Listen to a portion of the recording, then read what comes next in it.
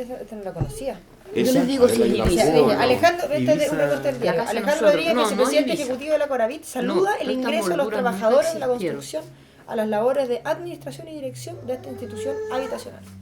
Hay una foto que no sé si la tienen también, que es bonita, que cuando sale haciendo cola en la Coravit. Yo la tengo. Ah, esa es muy bonita también. Yo también tengo una. Las hemos copiado, las hemos copiado. Esa foto. Puede estar. Claro. Esa. Lo Esa que pasa es que él era vicepresidente de la no Coravit la conocía. y fue a hacer cola a la ventanilla para ver cómo era la atención.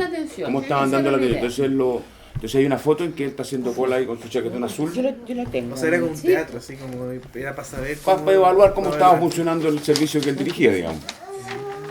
Claro, y cómo era el trato a la gente, que es muy importante. Eso es bien bonito. Ponerse en el lado de las personas. La Coravit en un programa habitacional como el que planteó el presidente Allende, dirigido especialmente a los sectores de menores recursos, que nunca habían podido realmente tener solución habitacional, porque todos los programas anteriores exigían un nivel de ingreso a los que no podían aspirar los sectores de menos recursos. Y en consecuencia, pero tampoco era cuestión de regalar las casas. De modo que hubo que hacer un trabajo extremadamente cuidadoso, y además se multiplicó como nunca la actividad habitacional, porque en el primer año, solamente en el primer año del gobierno, construimos 100.000 viviendas más, aún si se consideran las que hizo la Cora, son como 110.000, que era el doble de la cifra más alta nunca alcanzada antes por algún gobierno. El año 65, Frei Montalva había logrado 52.000 viviendas. Nosotros. Y en eso Alejandro tuvo un rol muy importante porque organizó y funcionó eso correctamente. Además otorgó más atribuciones de nivel regional, digamos, porque estábamos establecidos en todo Chile, cada una de las corporaciones. Y después yo en realidad diría que vengo a encontrarme más cercanamente o en otro plano con Alejandro cuando, yo no me acuerdo en qué año, pero debe haber sido como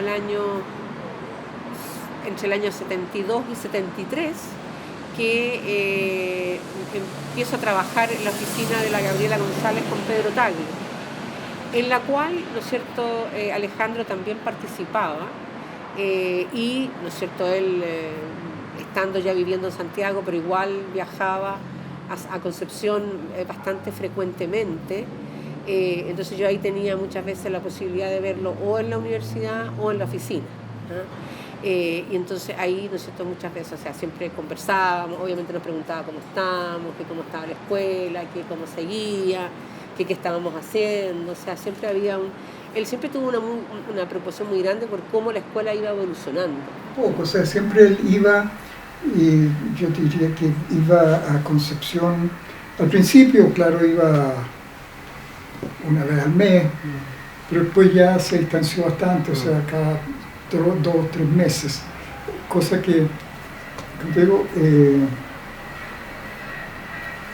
que ya se terminó, digamos, se habían terminado todas las cosas que había, y como pero sí me da la impresión de que no sé qué hizo con las mesas, ¿eh? Alejandro yo lo conocí cuando llegó justamente a hacerse cargo de Coravit, ¿no?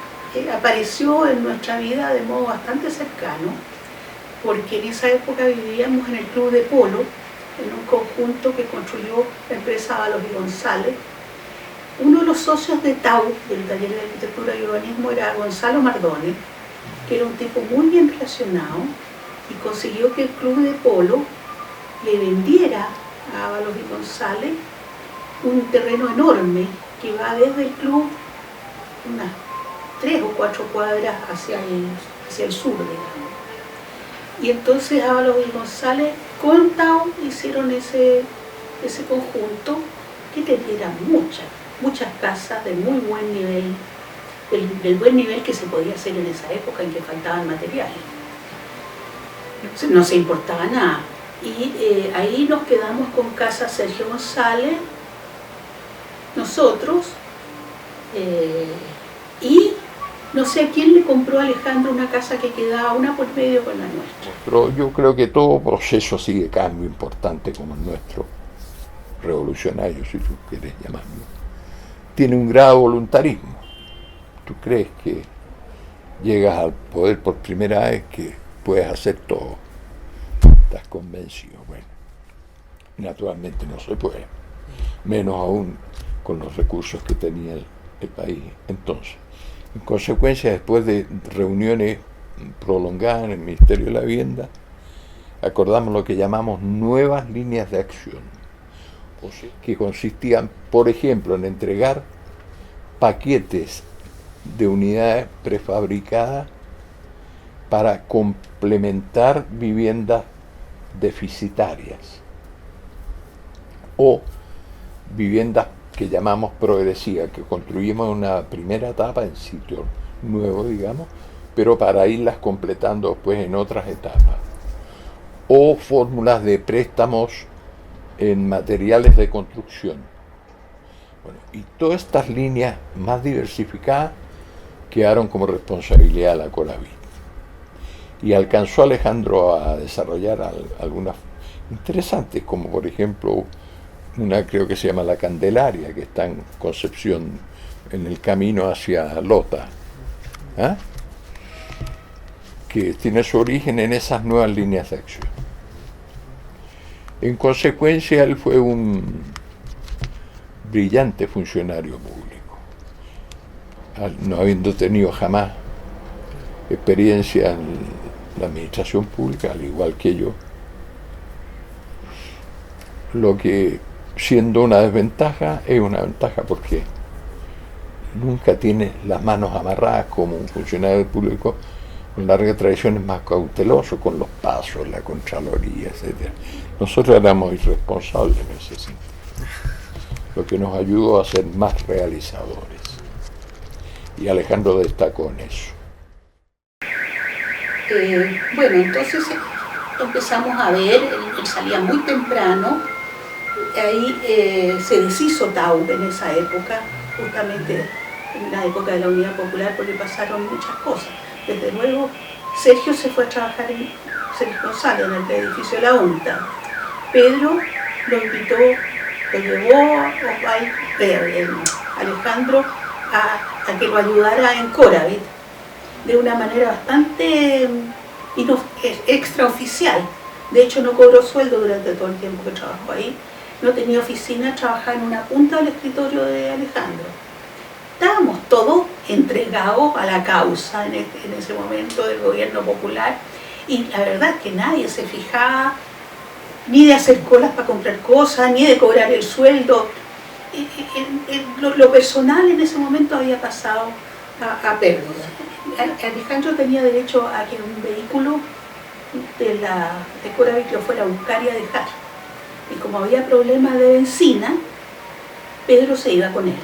Y algunas veces me iba yo también con ellos.